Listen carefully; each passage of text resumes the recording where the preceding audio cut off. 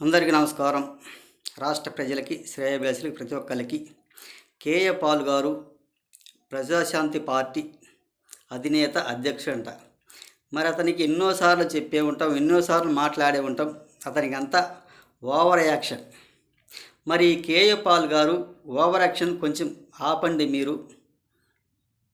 వాళ్ళు ఏమిటంటే ఒక ప్రభుత్వ ఉద్యోగి కాబట్టి పైనుంచి వచ్చిన ఆర్డర్స్ ఫాలో అవుతున్నారు.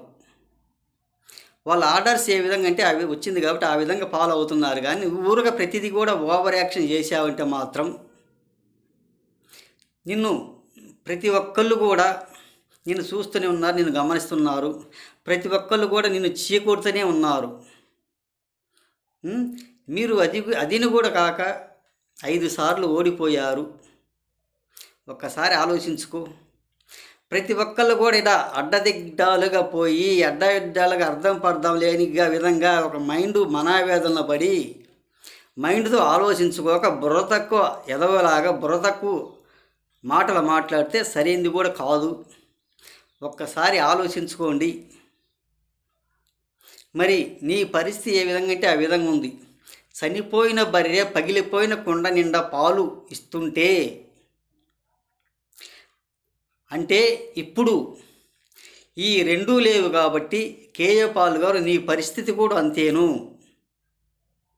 ఒక్కసారి ఆలోచించుకొని మీరు పిచ్చి పిచ్చిగా ఒక మనావేదన మాటలు, ఒక బుద్ధి తక్కువ మాటలు, ఒక గుణం తక్కువ మాటలు మాత్రం మాట్లాడవద్దు. ఎప్పటికీ ఒక పనికి మాలిన మాటలు మాట్లాడటం ఆపేసి సరిగ్గా సబాబుగా మాట్లాడే విధంగా నేర్చుకోండి.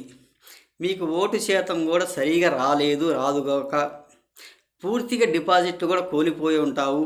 నీకు ఒక మనావేదన బట్టి నీకు ఎవరు ఓట్లు వేయటం లేదుగా, డిపాజిట్ కూడా కోల్పోయా కాబట్టి నువ్వు పిచ్చి పిచ్చి వాగుడులు వాగుతున్నావు.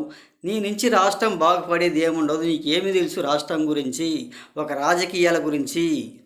ఒక దేవుని సన్నిధి కాబట్టి, ఒక యేసు ప్రభు కాబట్టి ఆయన దేవుని వాక్యాలు చదువుకుంటూ దానికి పనికొచ్చేవాడివే కానీ వాక్యం చెప్పుకుంటూ రాజకీయాల గురించి నీకు తెలియదు.